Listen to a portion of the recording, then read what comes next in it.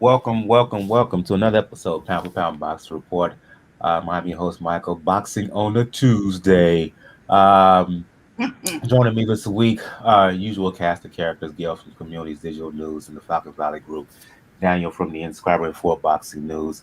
What's going on, lady and gent? Evening, all. Welcome, welcome, welcome. We got a lot of review and not so much preview, but we never lack for things to talk about around here. Absolutely. For those who are new to Pound for Pound Box Report, um,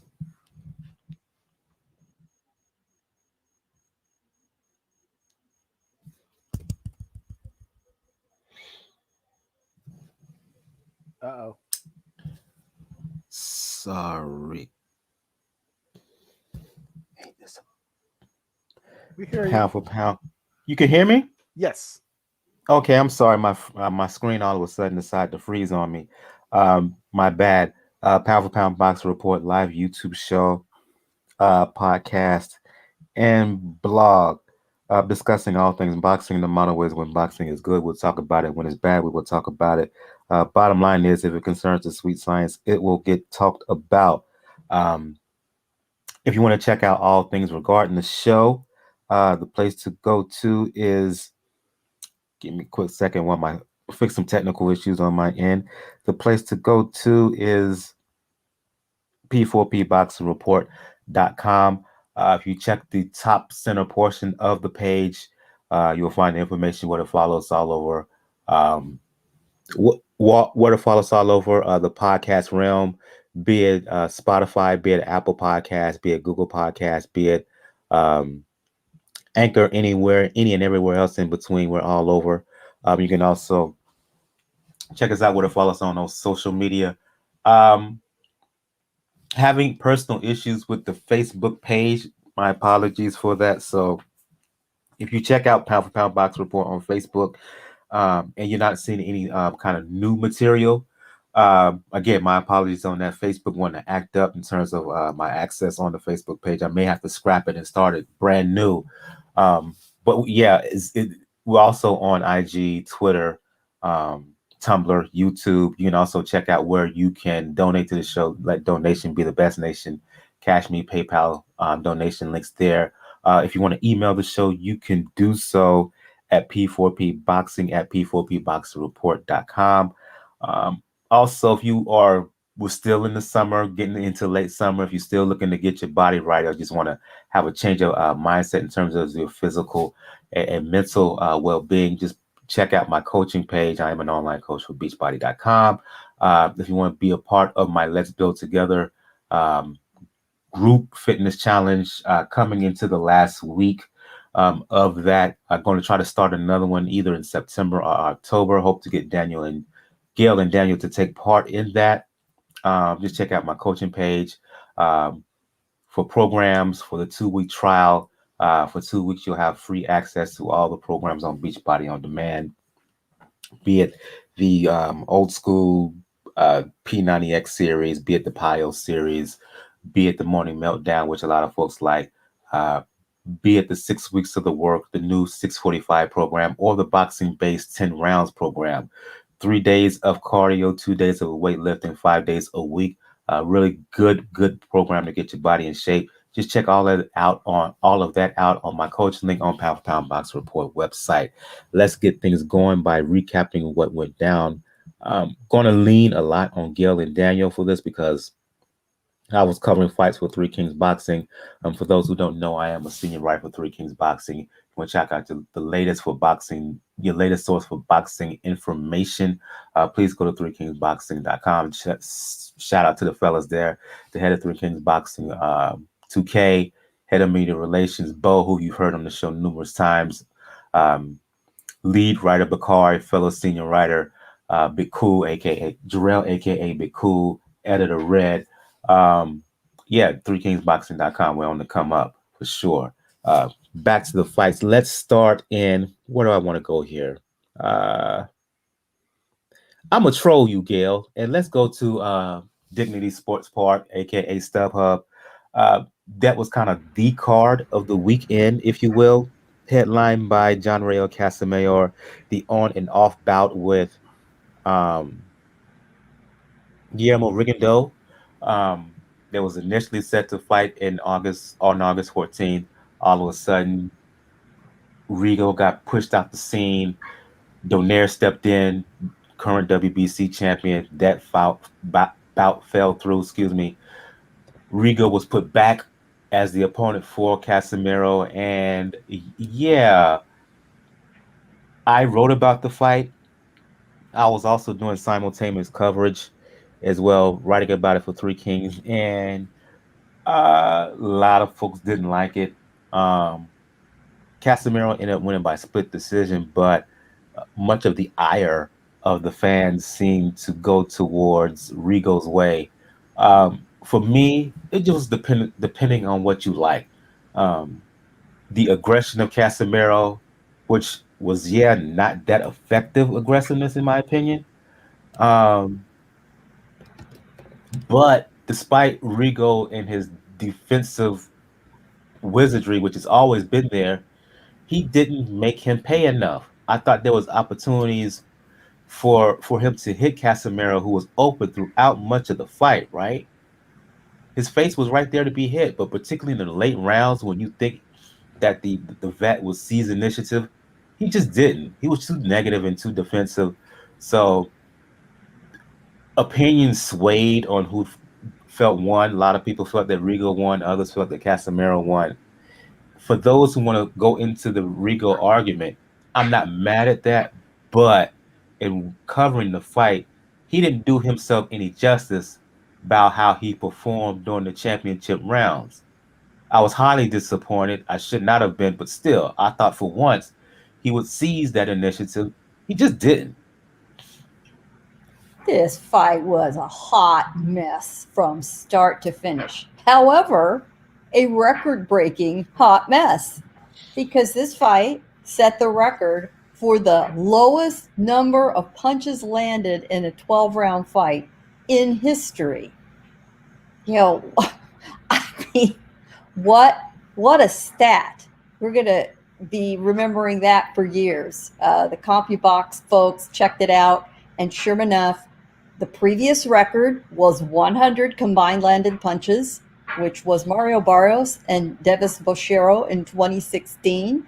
Between them, Casimero and Rigo broke the record for fewest combined punches landed with 91 total punches. I think between the two in the first 5 rounds of the fight, they'd landed something like 18 punches.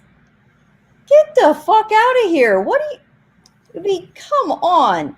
I will be the first to defend any boxer who says that the primary goal is to hit and not get hit.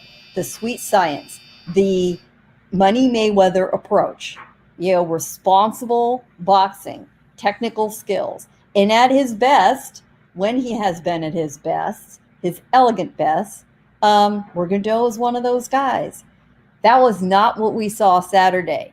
Not at all. We saw a 40-year-old Cuban birth certificate running around the ring, barely offering any offense at all. I mean, it was just an awful fight. Casimero is certainly aggressive, certainly has power, but he's not skilled enough to pick that approach apart. So we just chased him around the ring. He barely did enough to win the split decision in a fight that, frankly, either should have been a draw or they should have both lost. It was just that bad. I mean, really, nobody should be surprised that Rigo was going to make it a technical fight. But I think that is a very polite description of what was going on.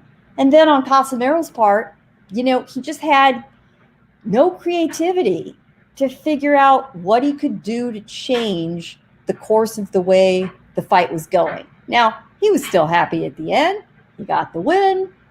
He warned Rigo all fight week during previews, during these conferences. In fact, they joked about, Rigo, don't you run from me. Don't run during this fight. And, sure enough, that's what happened. So Casimero, will be the one to move on in the sweepstakes in the division. And I don't care who he faces, he's going to get the floor wiped with him. On the other hand, Rigo or his surrogates, they trolled on Twitter. He was absolutely unapologetic. He said, "Hey, I am not a picture on a bag. I can box. I learned to box before I became a champion in Cuba.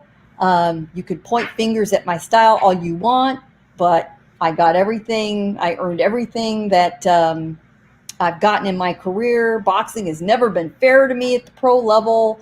Casimero's no Pacquiao. My chin's still on my head. I mean, fine, good for you, Rigo. But it's going to be a very hard sell for any promoter, certainly in North America or in Europe, to put Rigo on a card again. And it wasn't because he lost. It's because he stank out the joint. Both fighters look like trash, Daniel.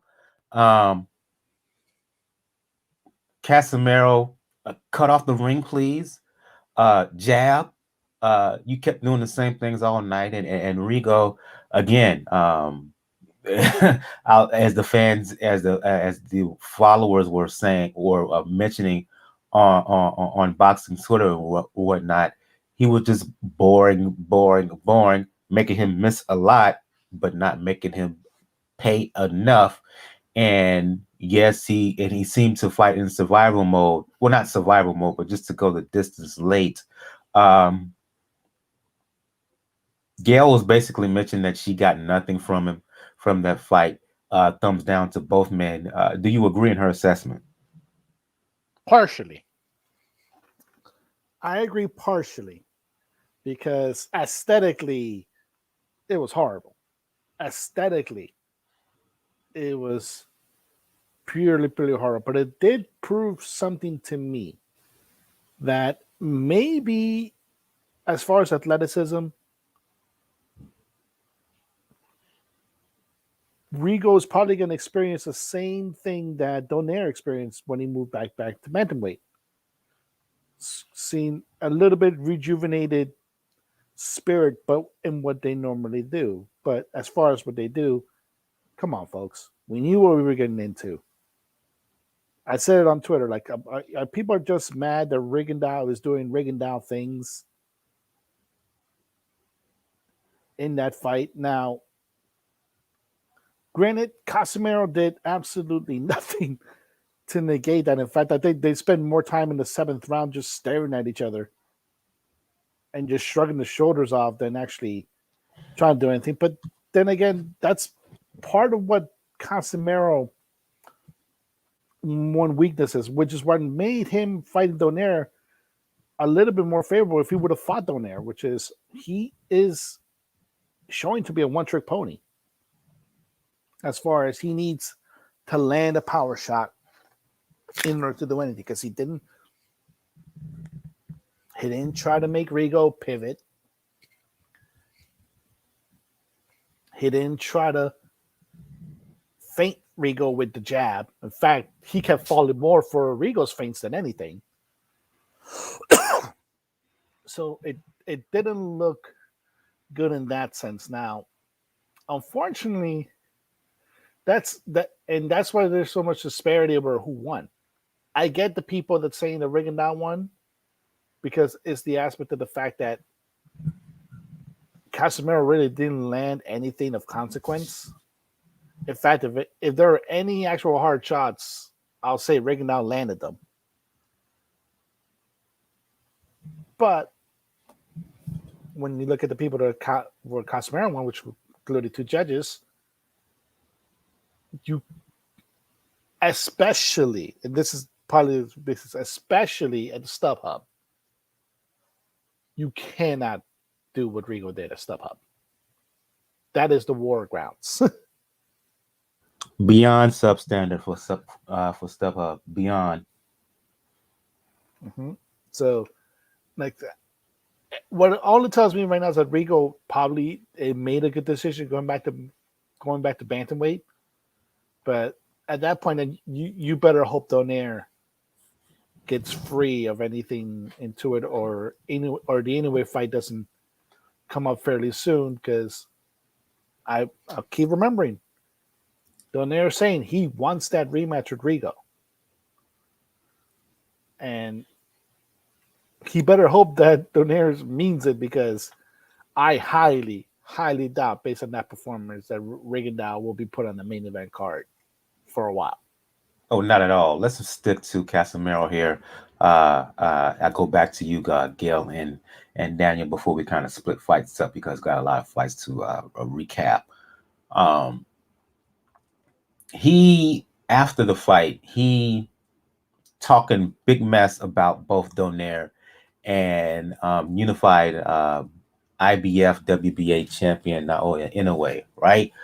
Asked about him in the ring after the fight. He gave Inoue, he threw a middle finger at the camera. Interestingly enough, Inoue was doing some live television coverage of the fight in Japan. He saw it. There's a screenshot floating around on boxing Twitter of, on one hand, Casimero throwing that middle finger up, on a little box below, had Inoue watching, right? After the fight, Inoue went to Twitter, which is something he usually doesn't do, and kind of indirectly called out Casimero, basically saying that kind of disrespect will not be tolerated, and you will pay in the ring. And another kind of how can I work? It wasn't another indirect tweet. I'll just say that for lack of a better phrasing, said that he wants to fight with Casimero. If you air him, Gail and Daniel, if you're in a way Japanese handlers, would you try to make that fight again? I know they agreed to fight in April of last year. Well, either March or April last year. I want to say April. It was canceled, postponed due to COVID, right? As the sport was being put on pause. No serious attempts has been made to put that fight back together. Is the time now better than ever for them to make that fight? Because I'm looking at this, I'm like, Inoue would have his way with that kind of Casimero we saw last week, and the way he's been running off at the mouth too, and him, and like I say, and his handler, his manager Sean Gibbons, who's kind of starting to get on my nerves for how he acts. I say make it happen. They feel they could get rid of this dude, do it. It concerns me because COVID is getting a say. We're heading into fall. I'd be a little cautious about it for that reason. But yeah, why wouldn't you make the fight? You're right. Inoue will absolutely obliterate him. He loves nothing more than a rough, aggressive guy who's all aggression and sort of little finesse. It's a complete setup. And it has a benefit of Casimero, through Gibbons, selling the fight, because he's a world-class trash talker. He loves it. He'll have fun doing it. Inoue, he does his talking in the ring. He makes that very clear. He's trying to be a little more outgoing, but it's just not his personality. But man, he is all business in the ring. So I like it for that reason. It's an easy fight. It really is. And it gives him a belt. So there is motivation to do it from that perspective.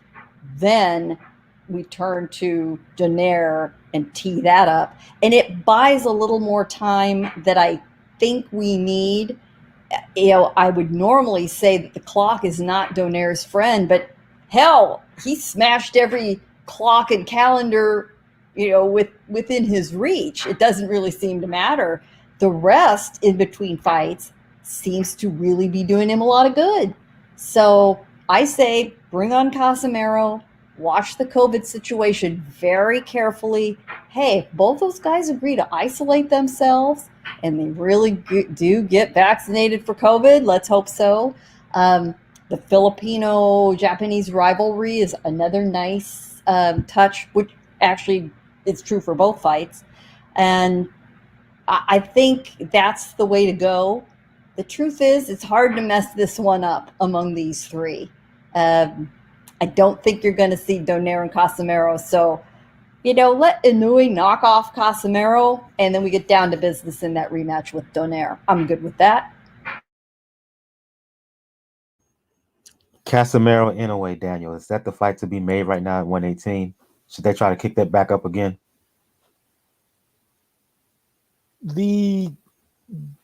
I would say part of the hood in me would say no. I say no. You get Donaire and Casimero done first because there's a business there to be handled. If Donaire's willing to do it, but if not, then yeah, it makes sense. It's in the they're both in the division. It's a unification. It's a fight that's easy to make for New Year's Eve in Tokyo. So it's a pretty easy, good thing to make. And I agree with Gail. Like if among those three, you can't go wrong when it comes from among those three and fighting into it. So make it, do whatever you need to do. You know there's going to be a lot of trash talk, but we all know what's going to happen at the end. It just everything lines up for the Donaire Inoue rematch. I agree. Ultimately, I know Donaire and Casimero will be a good fight as well, but both parties messed that potential fight up. Um, I put blame on Donaire too, even though he was defending his wife honor and was they had issues in terms of a lot of testing. Ultimately, all parties agreed to it. And my thing is, okay, he disrespected your wife. You respond by taking care of him in the ring, and based on the way Casimero looked against Rigo, he would have his way. He would dispose of him. Um, in similar fashion to Inoue. But because of the bad blood between Inoue and Casimero that's been boiling, that's been simmering and reaching to a boiling point for the past year plus, even since going back to when Casimero won the title and he basically got on camera then and said, I want Inoue, keeps calling him chicken and whatnot.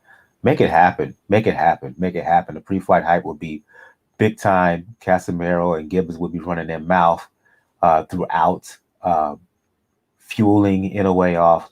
Let's do it. It's time. Let's move on to some other fights here. And this is where I'm going to split things up.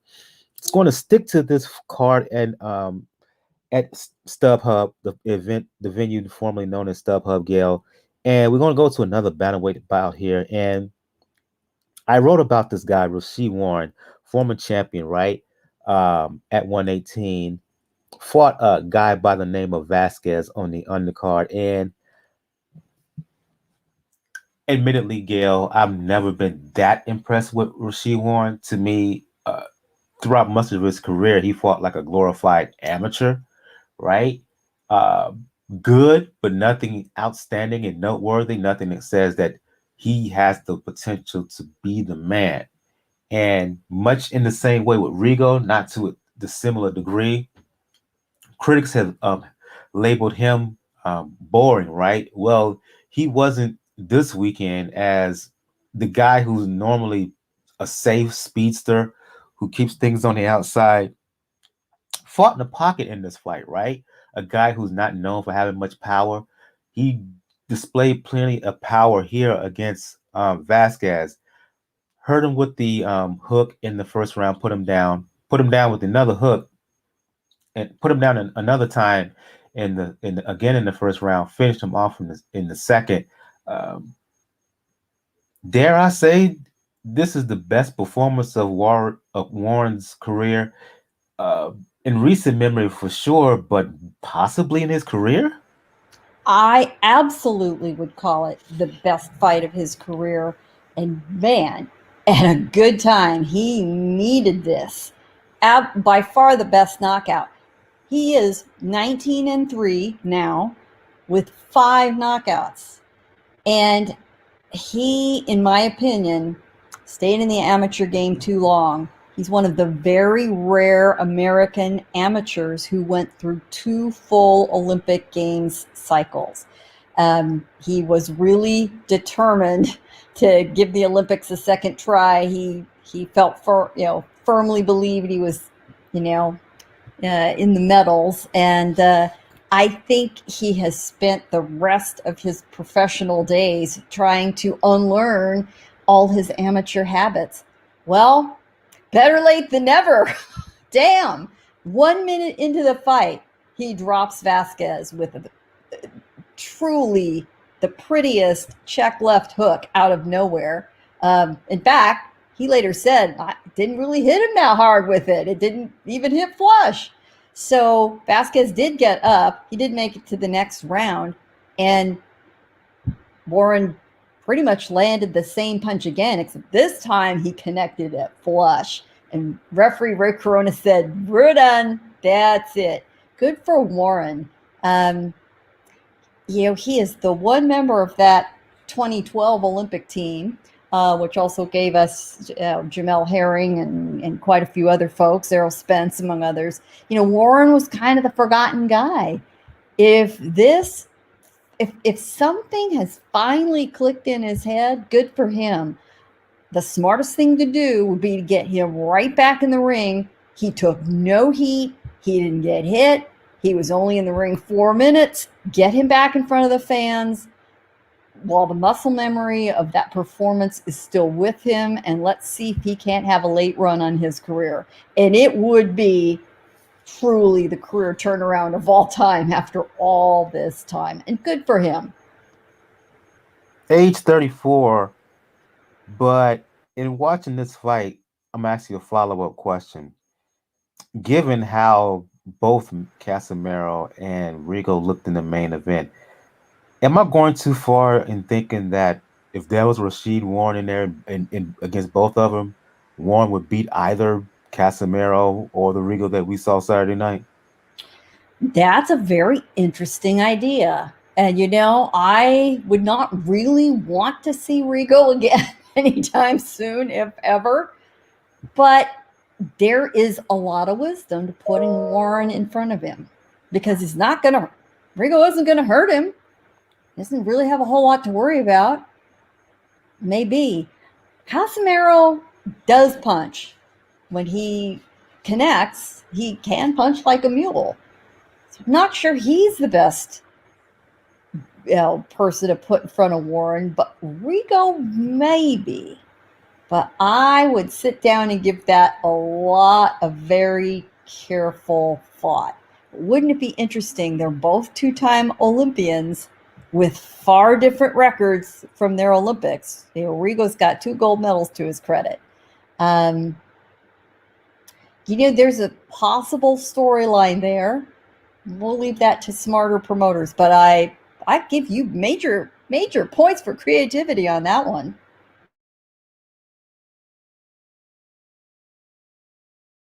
I'm just saying, I didn't expect that. I didn't expect what I saw when I was covering the fight for Three Kings, and he kind of flipped the script, if you will. We've never seen him do it ever. Never. Right. He's never had a performance like that. Right. And I was surprised, pleasantly surprised by what I saw. Let's move from California, Daniel, to Texas, the Ford Center in Frisco, Texas, to begin specifically, right? The reason I named this particular episode Surviving a Scare is because of this fight we're getting ready to talk about right now, and that is Vergil Ortiz. We've talked about him plenty of times here on Pound for Pound Box Report. Undefeated, young, very, very talented. He's gone from prospect to contender now. He's ranked number 1 by the WBO at 147 pounds. Fought Mean Machine Kavaliauskas. Those remember him for his fight against Bud Crawford, which he lost, right? But he gave Bud a good scrap, particularly early when I still feel he hurt him and scored a knockdown in that fight. It just wasn't called well. Similar to that Crawford fight where Mean Machine hurt Bud early. He hurt Vergil Ortiz early in this fight, right, with a terrific uppercut. Had him wobbled. But to his credit, Ortiz, well, it's lucky first of all, lucky for Ortiz, it took place near the end of the round. If that would have happened in the early or the middle rounds, I don't know, because he was wobbled for sure. His legs were not there, but he he survived the end, he survived the corner, he survived the round, I should say, and kind of picked himself back up and slowly but surely began to break down Mean Machine. The power, the body work ultimately stopped him, I want to say, in the 8th round, 4 knockdowns total. What did this fight say to you in terms of Vergil Ortiz? It told me that the kid's ready. It told me that the kid's ready, particularly after that 2nd round, because Mean Machine came on really strong after he landed the 2nd round, and yeah, you can debate whether or not that was a knockdown. There was a little bit of a trip. There was a little bit of a mix in the foot, but normally when you see a fighter come and face that adversity, you sometimes see them overcorrect in many ways, and as far as getting their defense back in and making sure that it stays quiet, and then it gets them off their game plan. Vergil just said, "Bring it." He said, "Bring it. If I'm gonna go down, I'm gonna go down swinging." And he followed his game plan. He established his jab. He landed to the body.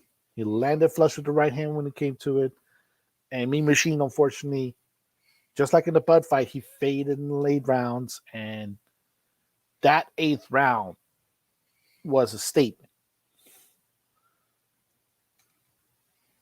Granted, two or three of the knockdowns, you can say there were flash knockdowns, but you could felt the authority that Vergil was putting on there, especially near the end of the fight, because he just wanted to end it right there. And like I said, it shows to me that the kid is ready as far as being a contender. Would I put him against Bud next? If I'm Golden Boy, I might do it depending upon how he looks against Sean Porter. But not to mention, he's now high enough where he can pretty much have the pick of the litter of the PBC as far as, do I want to challenge Spence? Do I want to challenge Manny or Ugas? Or do I want to stay with Bud? The kid's proven to be ready, and the kid's proven that he's learning as he goes along. He's not staying stagnated. And what this fight showed is one of the ultimate tests you have when it comes to separating contenders from pretenders and champions. The fact that not only you face adversity, not only that you weather the storm, but you weather it in your own way. Vergil, anytime he got hurt by Mean Machine, he just said, "Bring it." He didn't back down. He returned fire, and the kid's ready.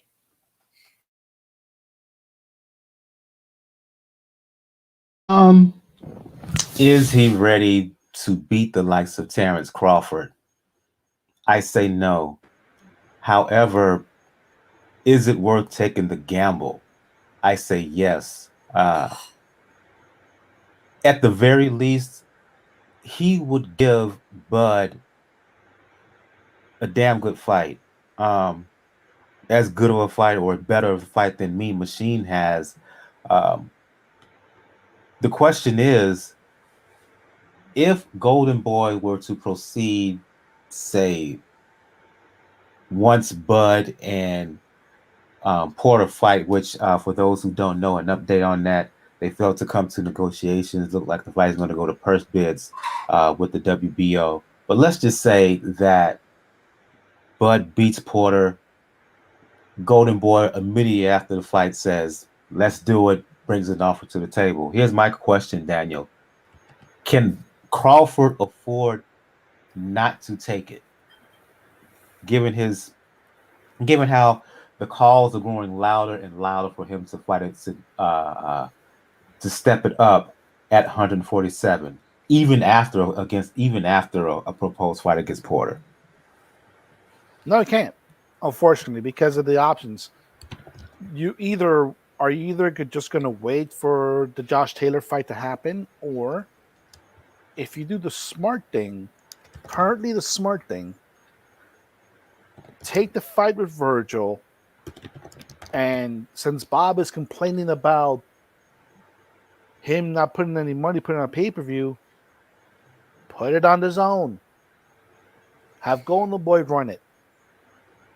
They've done a pretty good job with Vergil when it comes to this. So he can't really afford it if the avenue for a Spence fight or Pacquiao fight is not there, which unfortunately I don't see it. I don't see it being there. So yeah, he really can't afford it, because otherwise you're just waiting on Top Rank to try to give you fights that, outside of the Josh Taylor, really doesn't resonate with casuals as much.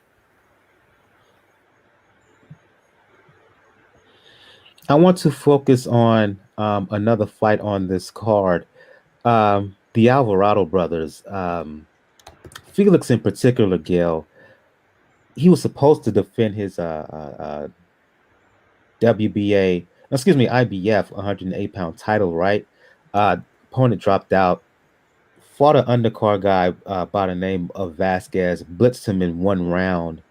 The reason I want to focus on him, Gail, because I don't think we give him enough attention. When people talk 108, folks talk Koiguchi, folks talk Kenshiro. People here in the States, particularly your part of the country, Gail, in the Southwest, and in Mexico, they may talk Elvin Soto, but people for some reason omit Alvarado. I want to give a time to give him some love now. He may be the least known, Gail, but could Alvarado be the hardest puncher at that weight? I mean, especially with Angel Acosta moving up to 112 pounds. I know Kenshiro may be a better overall boxer, right? But this Alvarado kid, he may be a bit crude, may not have the quickest of hands, but this dude can hit, especially to the body. I'll sacrifice a little speed for that power any day. If you put him in the ring against an opponent of equal size in isolation and you didn't tell the average fan how big he was, would you think he was at 108 pounds? Not a chance. He looks like a welterweight in there. He's got that perfect intersection of speed and power. Frequently, except for, the rare guys like Inoue, the smaller guys rely more on speed. You get much up past welterweight, the tide shifts over to power. Not with Alvarado. He hits like a mule. He's aggressive. A lot of power punchers are a little rough around the edges. It doesn't bother their fans any. It doesn't bother me any. A lot of people know the Alvarados strictly because they're from Nicaragua, and one of their patron saints and friends and role models is Chocolatito Gonzalez. So if Chocolatito is there, as he frequently is during Alvarado fights, they get a little more attention. Because of COVID, they're not traveling as much. He's got his own business going on right now that he's back in action. But the Alvarados can absolutely stand on their own. I do like having them paired up in fights, and I'm sure for a promoter that makes it a little easier, cuts down the number of people that have to travel and so forth. But you're right, and you read my mind. With Acosta not in the mix, it's Alvarado's for the taking. It really is. He just needs to get the opportunities in front of him. I mean, if they can't get the fight with him and Koiguchi put together, okay. The Zone, Golden Boy, Matchroom, come together and make this fight between him and Soto. Absolutely doable, and I guarantee Alvarado would not hesitate one moment to take that fight in Japan, where it would be worth more money and get more attention. So it's well worth a trip. Again, we've got COVID going on in Asia. We want to see what's happening post-Olympics. But he's got a little time. I'd say they need to kind of sit, keep an eye on things, see where it plays. Hell, if DAZN is serious and they want to do it, We were talking a little earlier. I didn't get to mention this earlier. The discussion of a big New Year's Eve fight with Inoue and Casimero. Yeah, it looks like Golovkin and Murata have that locked up. Put Alvarado on the undercard. Love it. Right. Let's move from California to Texas to the UK, Daniel, and let's focus on Joshua Buatsi to be specific. Buatsi, I would argue, maybe the best prospect on Eddie Hearn's Matchroom stable, highly ranked by the WBA at 175 pounds. Fought what was an eliminator against a guy by the name of Bolotniks, and workman-like performance for Buatsi. Bolotniks stood in there early, right? But you can just see over time um, the overall skill set, the faster footwork and hand speed of Buatsi. And I think he was a harder puncher in this fight as well. Just slowly start to grind and take over Bolotnik. Finished him off beautifully with a right hand in the 11th round. The question is, what does he basically becomes number one mandatory for the WBA? This was kind of a final stage, if you will, before he an opportunity to reach that world championship level. Is he ready for the likes of a Bivol, who's a WBA light heavyweight champion? Both yes and no. Yes, in the sense that he has shown that he has patience in fighting. He's shown that he can actually finish a fight late, which is always one of the last questions that you have for contenders. And able to shake the cobwebs a little bit, because you have to remember at one point the fight was getting very sloppy and he actually got deducted a point. I think it was for low blows against, I think it was I think it was the 7th or the 8th round where the point deduction happened. But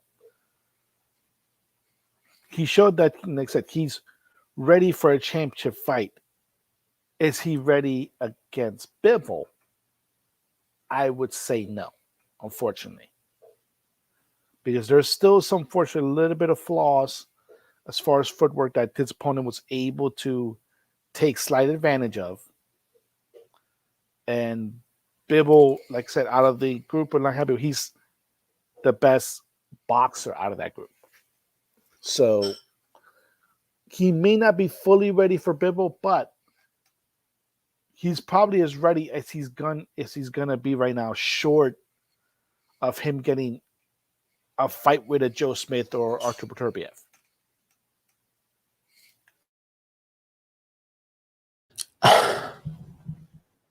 I want to say Buatsi is ready for the likes of Bivol. There's a part of me that would really like to see that fight, but I tend to agree with Daniel. I don't know that he will win. I don't know that it's a 50-50, 60-40 fight, in my opinion. The only way I can see him really getting to Bivol is with power. Both guys can. The problem for me is that Buatsi is a boxer puncher, so is Bivol. I just think that at this point, Bivol is a little bit higher level. Plus, he has the experience, right? He's been there. He's been through the war. He's been through the wars, and he's been a champion for a good while now. Yeah. I really want that fight I want to see the fight, but I just don't see it at this point. And it will be an event, particularly in the UK. Let's hope things get back together. You get a live, we get full crowds, right? And because that would be an event for sure if it was to take place in England. But you forced me to make a decision right now, to make a pick right now. I will have to go Bivol. I have to go to him by decision 8-4 on the cards. One last bout here, Gail. Let's go to a trilogy that took place on ESPN, I believe it was. Joshua Franco, Andrew Moloney, they fought twice previously. The first time Franco upset Moloney, kind of beat him up in the end. Second time the fight was stopped via a headbutt. I wasn't able to see this fight, unfortunately, so I'm gonna rely on you. From what I've read, that Franco was pretty much dominant in this bout. And one of the things I kept reading was that people were surprised at the form that he displayed, Franco, against Moloney. I guess from what I'm reading, he did overall, he was much more all-around fighter, all-around performance in this fight as opposed to the first fight in which he won. What was your assessment of not just the win, but how Franco looked? The first couple of rounds looked like a continuation of the previous fights. Very evenly matched. This is Franco's second trilogy. He had that crazy barn burner blasting away trilogy with Oscar Negrete, which was just so even and such a fun trilogy. And now he's on his third fight with Moloney. So first couple of rounds looked like it was going to be toe-to-toe, very even, very, very close, judgment call on the cards all the way. But Franco started pulling away third round, fourth round, fifth round. You could see the confidence in him. Those first few rounds were even because he was taking his time. He was patient. He seemed to know that he'd finally found whatever the key is. And whether the key was really skill or not, I think it was much more about confidence. He must have looked at, video, tweaked a few things in the gym. Credit to him and his team. He really hasn't ever looked better. Moloney is not a bad fighter. He's skilled. He's smart. He's certainly got the heart. He's not the biggest power puncher, but he has pop. But the fight past middle rounds, it was all Franco. It really was. Another notable item in this fight, which we need to compliment as well as criticize on this show, because we're full of critiques, that's for sure. Referee Jack Reese called a knockdown by Moloney on Franco. Franco got up and said, "He didn't hit me, it was a trip." Reese quickly, between rounds, got over and looked at the replay, which is allowed in Nevada, as we know. And of course, your first thought is, oh my God, here we go again between these guys, another replay mess. But immediately when the knockdown happened, Reese said, "I will review." So they were ready for him. The minute the guys went to the corner, he took a quick look. It was extremely obvious that Moloney had stepped on Franco's feet moving forward as Franco was moving backward, and he simply fell down. The punch that Moloney threw that Reese thought from a different angle had hit him did not. Reese's next words were, "My mistake, no knockdown. That was my mistake, no knockdown." And there was not 1 second delay in the proceedings. It was handled during the 60 seconds between the rounds. Bravo, bravo, bravo. Jack Reese is one of the best referees in the business, and that's an example of what you're supposed to do when you're a referee. Get to it, make a decision, own it, move on. And I can't help but think that also helped Franco, knowing he wasn't going to get screwed over by a mistake. In the end, the cards weren't close enough that even if it hadn't been corrected, he still would have won. It would have been a split decision. But Franco looked as good as he's ever looked. That kind of confidence moving forward gives you just that edge of skill frequently to make the difference in some of these close fights. I'll be very intrigued to see what Top Rank decides to do with him. He's a great fighter on their roster. He's a good interview. He's very popular in Texas, where he's from. And he's got a following in Southern California as well, because he's fought out here so often. So, we'll look forward to some really good matchups for him, I hope, in the future. Yeah, you kind of stole my thunder there with your last comment. I was wondering where what happens to him next. 115 pounds is loaded. Um, Well, with I mean, Estrada, he Gonzalez, wants, he wants Teresa chocolate. Cott, Yeah, Cadras. he But the wants problem is, Chocolatito. That's who he wants to fight. Of all those guys, that'd be his first choice. That is the damned problem is, ambitious. yeah, the problem is, Chocolatito is going to be participating in a four-man tournament for the WBC belt. Him, Estrada, Quadras, Teresa Cott. When it's going to be Ooh, announced, I do not know. ooh, Um, wait, I reached out to him. You got Uncanyas there, but I believe he's recently signed a deal with Showtime. Um, you was going to yeah, say something, Daniel? yeah. WBA is kind of doing WBA things again. They just made Franco the mandatory for the winner of Chocolatito Gallo 3. So Mendoza and Suleiman need to sit down and figure this out now. Yeah. So, I didn't know. Thanks for that breaking news. And ooh, that's interesting because the WBA is trying to quote unquote scale down on the titles and whatnot. Um, they're going to mandate a fight for Chris Colbert within that WBA system as well. Um, I would like to see the four-man tournament, but if Franco indeed fights, is has to fight, is forced to. If the WBA forces Franco to fight the winner of Gallo Chocolatito 3, I'm not mad at that. I'm not mad at that possibility um, at all. Let's move on to some news here. And last week, I believe it was, we talked about Canelo Caleb plant fight in September being kind of down the tubes. It looks like now that negotiations have picked back up. Um, whoever wants to chime in, please do. From what I'm reading, the fight could be held in November now. Um, reading through the tea leaves, Gail and Daniel, what have you been hearing about that? You know, there is no official word. All we're going to hear are rumors. One side telling their view of things, the other side telling their view. It's like, what part of the elephant do you feel blindfolded, right?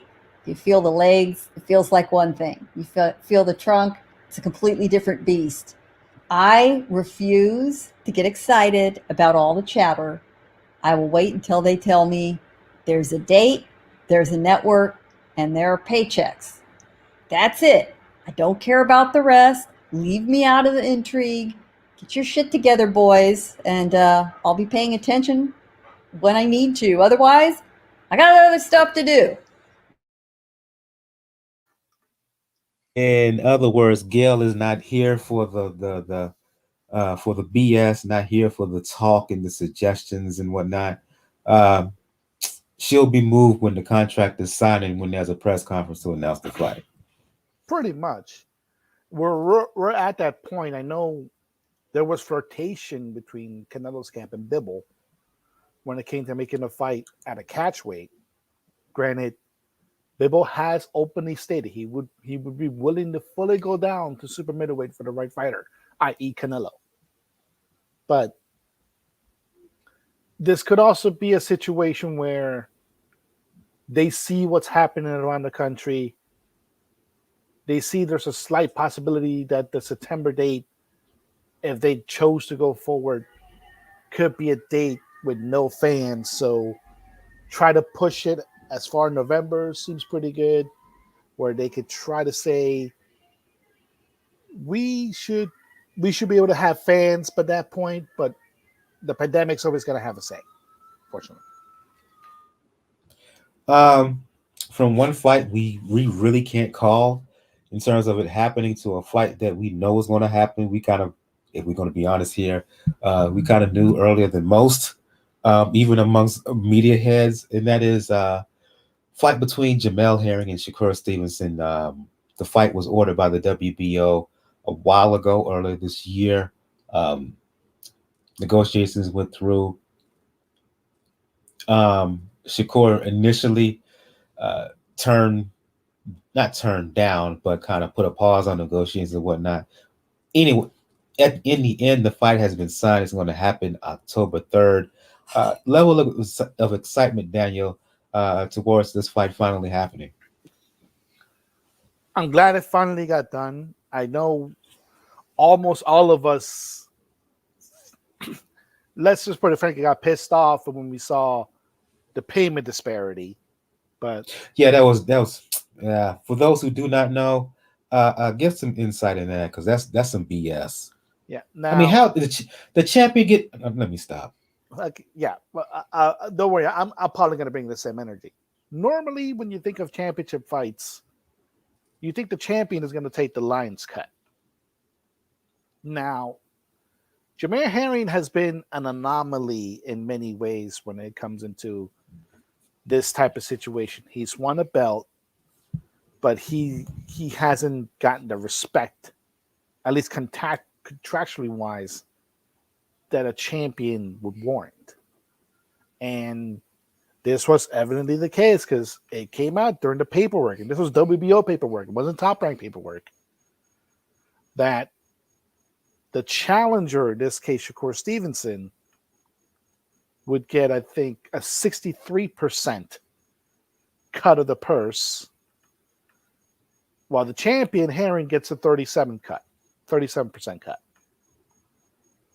Yeah, that's called bullshit when you see it in that area. That shows the amount of favoritism that the WBO has towards Shakur Stevenson in that front. But leaving that bullshit aside,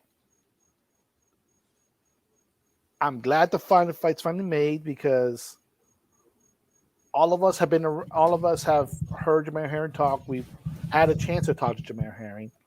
He's one of the most calm, most reasonable people in the sport. And we know that Shakur has tried to troll him by trying to get him on Instagram, trying to get him mad and doing certain things, and it hasn't worked. But luckily now they're going to put pen to paper, and Shakur now has to prove it, because style-wise, to me, this is a bad matchup for Shakur. Herring is a good boxer that is tall. He has good range for his division, and he fights smart. And that could be the combination that derails this train that Top Rank wants to go with Shakur Stevenson. Shakur has to show improve in this instance.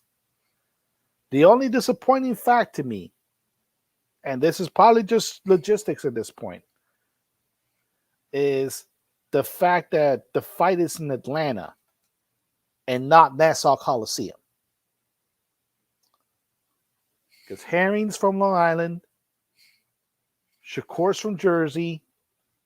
It would be pretty easy for those fan bases to come here. Like it only takes a 45-minute, with traffic, mind you, 45-minute drive from Quorum, Herring's hometown, to Uniondale, to the Nassau Coliseum. So I'd say, like, I get why they're doing it. I'm also kind of disappointed, but at the end of the day, at least this fight's done. At least we know we're going to get this, and it's put up or shut up for Shakur Stevenson. Do you share Daniel's general thoughts on the fight getting made, his general outrage over the money split, as well as the fact that, yes, Shakur may be viewed as the favorite to a lot of folks, but he better be careful, because as Daniel said, Herring may be could be, from a stylistic standpoint, a bit of a nightmare. Oh yeah, Herring will give Stevenson trouble. There's a lot of disagreement about whether Stevenson, truly is the goods and can handle Herring, or will Herring show that Stevenson's skills aren't quite what they seem, thanks to Top Rank's very careful, very smart matchmaking with Stevenson to build him into a commodity. It is a shame that the purse isn't even, but it's still life-changing money for Herring, who's come a long way since he was dropped by PBC after losing 2 fights. It's really an amazing story. Full disclosure, all 3 of us know Jamel. I've talked to him offline. He acknowledges, yeah, it's not even, but he's not quibbling with it himself. And we have to recognize that Stevenson is the bigger audience draw. It's just like an opponent wanting a fight with Ryan Garcia. Let's back up to 8-10 months ago when Ryan won his January fight. And everybody was excited about, oh, we've got these 4 princes and they're all going to fight each other. Who wants who? Well, what do you know? Every single one of the other guys all wanted to fight Ryan. Why? Because he puts butts in seats. He makes money. Everyone rides. The purses go up.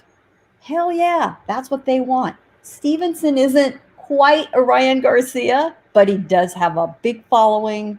And for the same reason, he's going to get a little bit of the extra in the till because he is going to be able to help market the fight. Fair enough. All I care about is we've got a unification fight in the division. That's really important. Get him in the ring. The winner is surely going to face Oscar Valdez, who's got a decent but probably not horribly challenging fight coming up here with Cancio. Actually, don't confuse it with Andrew Cancio. It's the Brazilian in the division. And so we are destined with the winner of this fight facing Valdez for unification. I am all about that. Really good news. Very happy to see it. And if there is one silver lining in boxing this year, we have had more unification fights this year than in a long, long time. That is worth celebrating, holding on to, encouraging, complimenting, whatever it takes. I'm just happy the fight is happening. Very good matchup on paper, battle of southpaws. The young, eager, ambitious, mandatory contender versus the seasoned, grizzled champion who's very tough, not just physically, but mentally as well. We've all seen the back and forth between the two on social media as well as in person. When Herring visiting Bomac, who was doing some work with Shakur prior to Shakur's last fight, and Shakur and his crew responded in kind, trying to get in Herring's face, both there in the gym and then later on at some eatery at some restaurant. And Herring, he is who he is. I mean, this dude, he's been deployed overseas in battle and war. Stuff like that, particularly the antics of Shakur, they don't fade him one bit. He probably yelled "hoorah" in his face and told him to keep it pushing. But yeah, it's happening in October. I don't know. Well, we do know where is Atlanta. I'm going to presume it's on ESPN or ESPN2. Yeah, let's bring it on. Quick before we go to preview some fights here. Any news that's been popping up in your way? The thing I will say in terms of the previews on the fight, previews coming up, in the docket, I have that we're going to talk about Rakhimov and Ogawa for the vacant IBF 130-pound title. Shout out to Intangible Boxing News, who informed us during the show in the live chat that bout was called off due to an injury suffered by Rakhimov. I don't know the specifics of the injury, but yeah, I have that in the docket. I understand now that the fight is going to be off. So if you're checking us out live on the live show, scratch that fight because it's not happening. But anyway, any news, late breaking news, Daniel and Gail, that you've been hearing about? I will not call this breaking news, but it is a very light fight weekend, folks. I will recommend to you if you have the opportunity on Friday night, coming out of, it will be, I think that they are calling it El Cajon, California. This is the general San Diego area. We have a DeBella Entertainment card that will be shown on Fight TV. And it's one of those rare cards where all of the fights, all the main fights anyway, are all women. So bravo. Lou DiBella has always been a supporter of women's boxing, and by God, he puts his money where his mouth is. So thank you, Lou. We appreciate it. The main event is being, and the star attraction is Callie Reese, super lightweight bout. Most people, if they know anything about her at all, they know her from her fight in 2018 with Cecilia Brakus, which was the last fight on HBO Boxing. Talk about some trivia there. Brakus beat her on the cards. Let me tell you something. Reese was very competitive, and a lot of people thought she won that fight. She's won all her fights since then. She's going to face an opponent named Diane Prazak. Diane is from LA, but she is a native of Australia. And if you've ever watched any Australian women fighters, those girls like to bang. So it should be a darn good fight. There's a variety of prospects on the rest of the card, well worth enjoying. And please, folks, whether you watch this card, whether you watch some of the other cards that take place on Friday nights or Thursday nights or Saturday in your town, support club boxing, please. Support these local regional cards. This is where the guys and the gals hone their craft, get their opportunities, get somebody's attention, make enough money to keep training, and hopefully they make just enough money not to have to work another full-time damn job. And so get out there if permitted. Safety first, of course, in your area, or check it out on Fight TV Friday night. I'll be there ringside and looking them up. And shout out to Callie Reese, not only for her boxing acumen, 140-pound champion, I believe, but also her acting chops, getting rave reviews from her role in Catch the Fair One, in which she plays a former boxer who discovers that her missing sister is possibly involved in a trafficking network, and then she goes, and then she decides to go into the dangerous underworld to try to find her missing sister. And yeah, just excellent reviews that I've read. It's a movie that I want to see, and I plan on seeing eventually. But for those who watched the film and for movie reviews, a lot of positive feedback for performance in there. So yeah, the boxing, the acting, just please go support Callie Reese on Friday, as Gail said. Let's move on to I'll go to you, Daniel. Any news that you want to talk about right quick?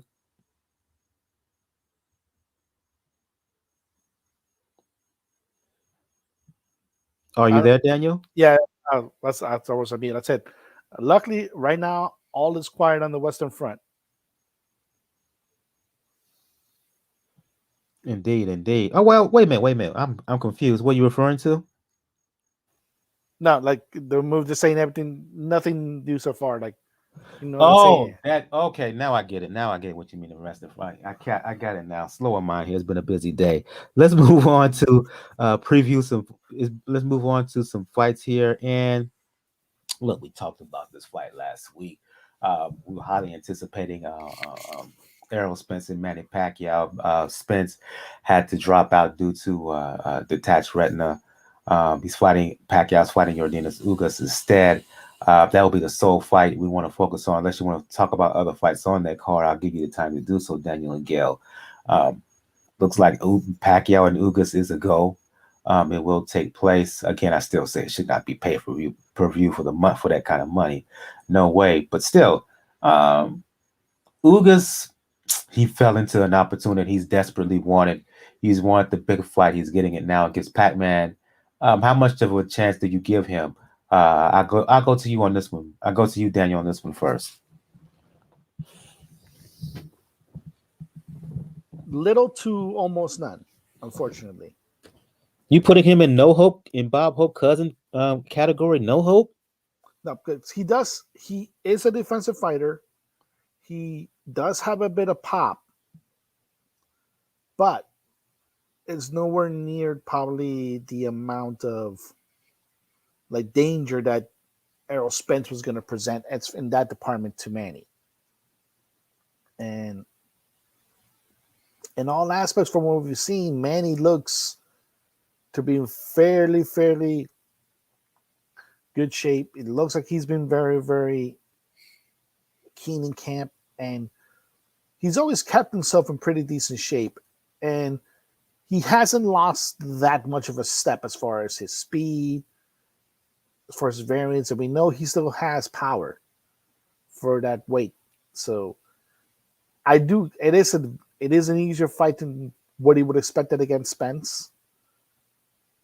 I don't put it as a no hope because you never know in these situations. Juan Manuel Marquez will happily attest to that area.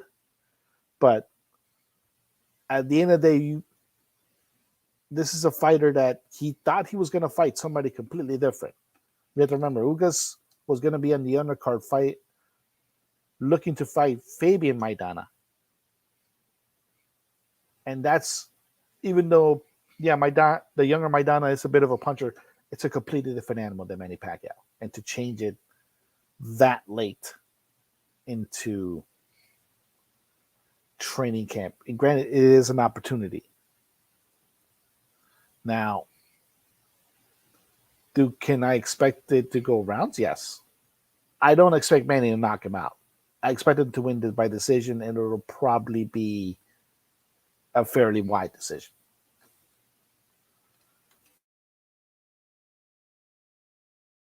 What say you, Gail?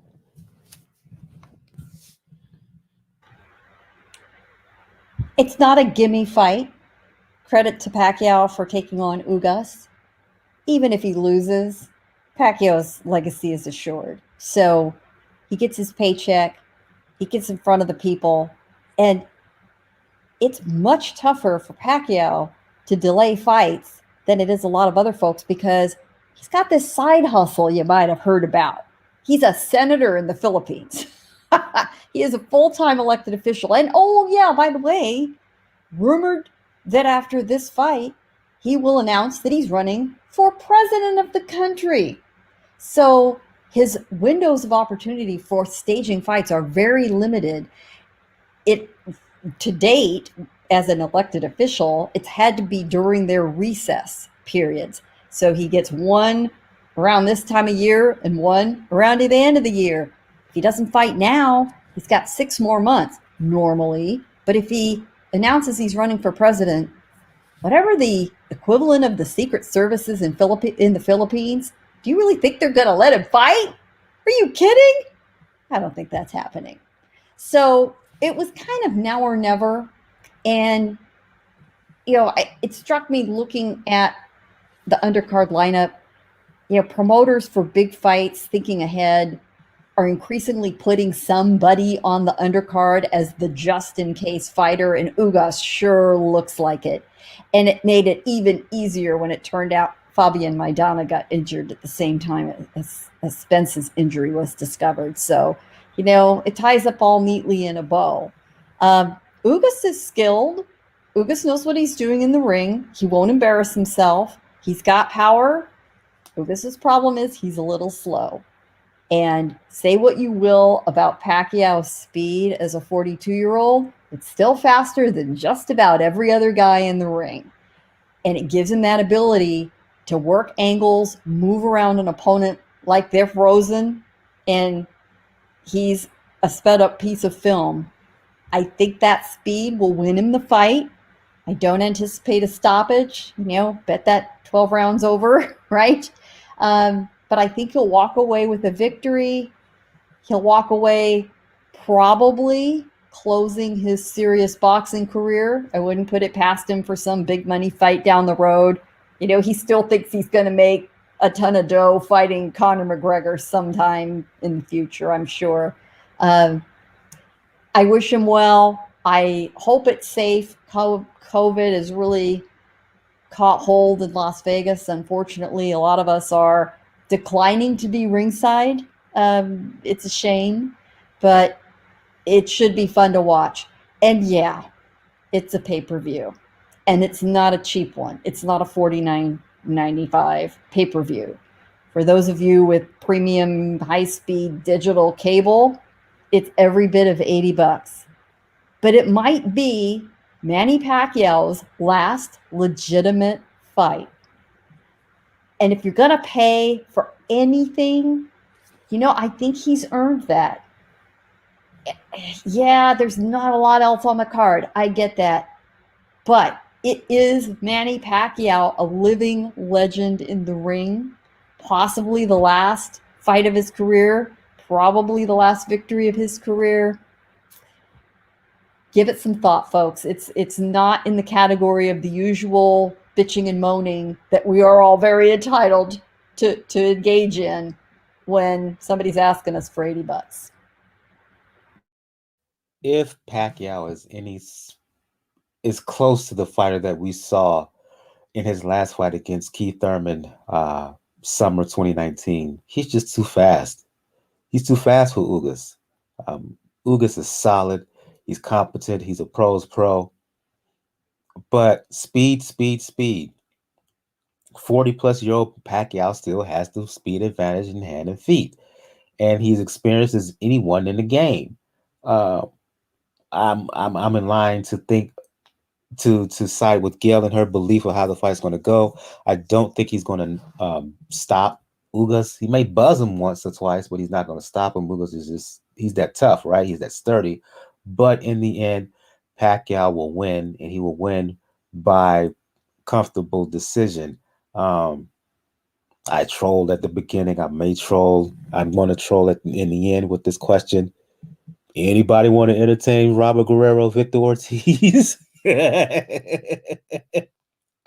Okay. I had to fall on the sword on this. Thank you so much. It's just the dad, man. The dad is a pretty much a vato homie figure come to life. And we are talking about Ruben Guerrero. Yes, Ruben Guerrero. Dad. Órale. And like I have yet not, for some reason, I am still surprised that he hasn't talked Al Heyman into giving Robert Guerrero at least one interest where they're coming into the ring in the lowrider. Was he a cholo in his younger days? He's a cholo now. like cholo, stay cholos, man. Like if you have that mustache, if you have that hat, if you're that much of a pachuco, yeah, you've been a pachuco your whole life. So that's the main thing. But okay, this is what it is. Okay, this is two legacy PBC fighters who have been in many ways Al Heyman favorites, and it's just something that gets them a payday. Granted, neither has looked good, and when it comes to Victor Ortiz, the only fight you want to see is him and Brandon Rios. Honestly, that's the only fight you want to see, just because of the bad blood there. But it's just another payday for them. I mean, if it's a send off for either Guerrero or Ortiz, particularly Guerrero, it'll probably be a good send off. Well, pardon me. I thought they were both sent off, but that's just me. There's an audience for this. It falls in the trash-tastic category. I will say it's pretty evenly matched. They'll take it seriously, I hope. I don't think any of us need to. And shout out to Ruben Guerrero. He is proud about who he is. He doesn't deny it. He's got a personality. Good for him. I will say this. I sat next to him in a fight one time. And he couldn't have been nicer to me, more gracious. He's kind of one of those guys, you look over and he just kind of gives you that little nod, right? That little, yeah, I see you over there. It's all good. I got to listen to him chattering and talking about the fight. This was a very sparsely attended fight in Las Vegas during a fight week. It was not the main card on the weekend.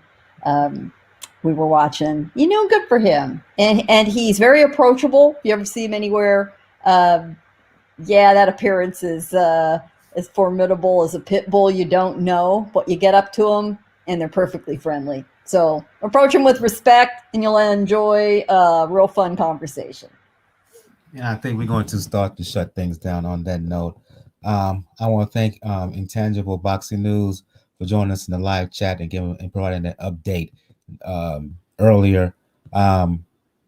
If you like what you've heard this evening live, please hit that like button. Please subscribe to us to the show on YouTube.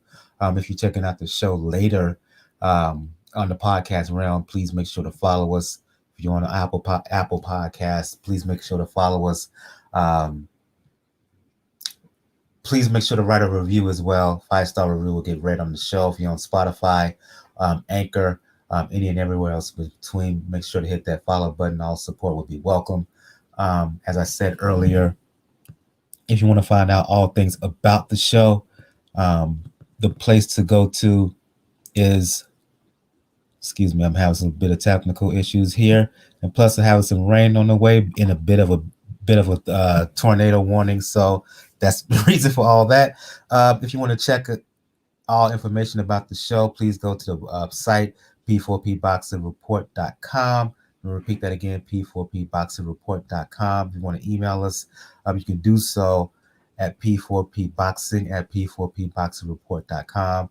On the site, you navigate throughout, particularly the opening page. You'll find links to where to find the show on the podcast realm, on social media where you can donate, and also link to my online coaching page. On the next episode, we will do a recap of the Ugas Manny Pacquiao fight. We may indeed talk about Guerrero and Ortiz, and we will also preview that Showtime pay-per-view card. I will not talk about the main event because, as I said before, I have standards. We will also, but we will have. I have standards, and because of that, I'm not going to talk about that YouTube fight between the YouTuber and the former MMA guy. But I will talk about Amanda Serrano. She's defending her unified WBC, WBO 126-pound titles. Augustus lady by the name of Ricardo. Daniel Dubois. He's fighting on that undercard as well. Going around the panel here. Begin the show with ladies first. Going to end the show with ladies first. Gil from Communities Digital News and the Falcon Valley Group. For those who want to talk the sweet science, for those who want to talk media, particularly as it pertains to PR, or for those who want to check you out occasionally on TMZ Live, let the folks know where they can hit you up. You can find me on all platforms as PR Pro San Diego. My day job, my skills that pay the bills. And if you want to read my regular column, it's Communities Digital News, COMMDIGI News, comdiginews.com. I'm also writing with a little bit more edge and flavor on it in my Falcon Talk column for nyfights.com. That's the one where I get to swear. I'll go to you, Daniel, for those who want to talk the sweet science, for those who want to talk the NBA, especially when it comes to the Miami Heat, for those who want to talk professional wrestling, let the folks know where they can hit you up. So you can find me on Twitter, Rux99, RAWKUZ99. Catch me up to this Thursday show with Joe and Francis for Boxing News. Obviously, talk a lot of fights, previewing the Manny fight. Francis will wave her Filipino flag highly. Don't say anything bad about Pacquiao. That's the only few things that'll make her cuss publicly. Yep. And hopefully, like I said, just cross your fingers, folks. We're only on Tuesday. Just cross your fingers that Vegas doesn't implode. Yeah. For those who want to talk music, boxing, health and wellness, you know what it is with me, Brother JR at Brother JR76. I give you all the information on what about all the other information in terms of the show, where to go for that and all that. Again, check out the link, check out the website. If you want to donate, please do. Make sure to follow us on all platforms. Follow us on YouTube, like on YouTube. You know the deal with that. And also mention what we're going to talk about the next episode, which will be Pacquiao, Ugas. We may talk Guerrero, Ortiz. Going to talk Serrano. Going to talk Daniel Dubois. So yeah, this has been episode 335 of Pound for Pound Box Report. Stick on for a little bit, Gail. I want to discuss some things with you about the ladies' show. So yeah, episode 335 is in the books. Want to thank Intangible Boxing News once again for his comments in the live show. Yeah, we will see you guys next time. Let me get out before the storm gets too bad. Episode 335 in the books. Everyone have a good evening. Good night.